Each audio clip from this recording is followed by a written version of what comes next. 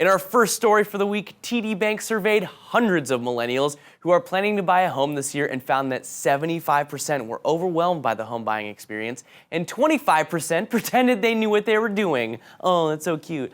Which, I can admit is very male characteristic. Babe, come on, I know what I'm doing here, all right? I want you to close your eyes for a second, all right? Picture what it's like to be a millennial for a sec, all right? It's 2007. Steve Jobs announced the first iPhone. Nancy Pelosi became the first female Speaker of the House. The Mitchell Report rocked the Major League Baseball world. The Departed won Best Picture at the Academy Awards. And I was in middle school at a dance, presumably dancing to the song Crank That by Soulja Boy.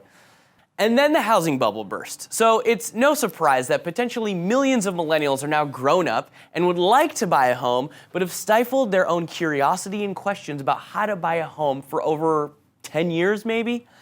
In conclusion to the survey by TD Bank, there's obviously a massive learning curve. 70% of those surveyed began the home search without even consulting a lender, and only 42% said they established a budget for their home purchase. Yikes.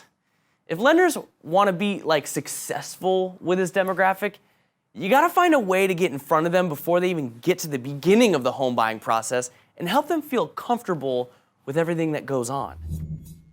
Okay, remember last week when I said that thing that happened in the previous week? You know what, that doesn't really make sense. The CFPB, yeah, we're talking about them again. They made the news in a big way for the third week in a row. So at this part in the trilogy, the Supreme Court is hearing a huge case in March about the CFPB that could ultimately rule the agency to be unconstitutional. Yeah, being unconstitutional could or would dissolve the CFPB, like an Oreo that fell to the bottom of the milk glass. It's sad, but now I'm hungry.